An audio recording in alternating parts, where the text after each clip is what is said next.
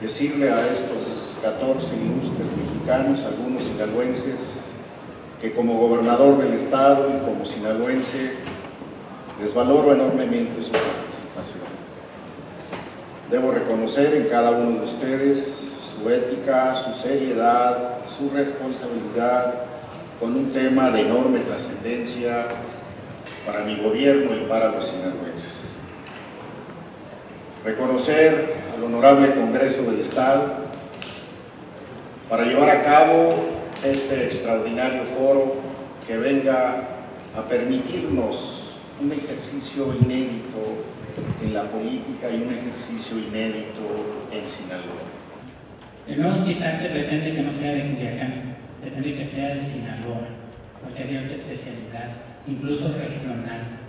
Como presidente nacional de Coparmex y como empresarios y miembros de la sociedad, sabemos de los beneficios de las asociaciones público-privadas.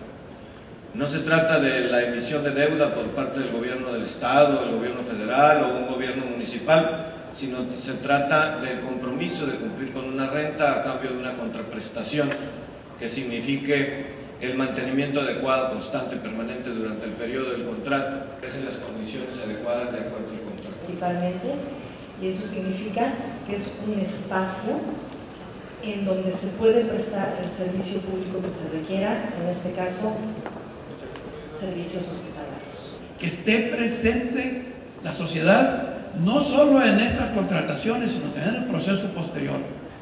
Eso realmente en muy corto plazo, las instituciones tardan bastante tiempo en madurar, en conocer todos sus procesos. Nosotros realmente en 2 años, nuestro primer paciente hospitalizado fue en abril de hace 2 años. En 2 años de hacerlo. ¿Qué son las asociaciones público-privadas? Es la unión entre el sector público y el sector privado para el beneficio de la sociedad. De cierta forma se está pensando en cómo queremos ver un hospital que se construye hoy y empieza a operar hoy, y cómo lo quisiéramos ver dentro de 25, 20 o 30 años que el proyecto va a regresar a manos va a pasar a manos del Estado, ¿no?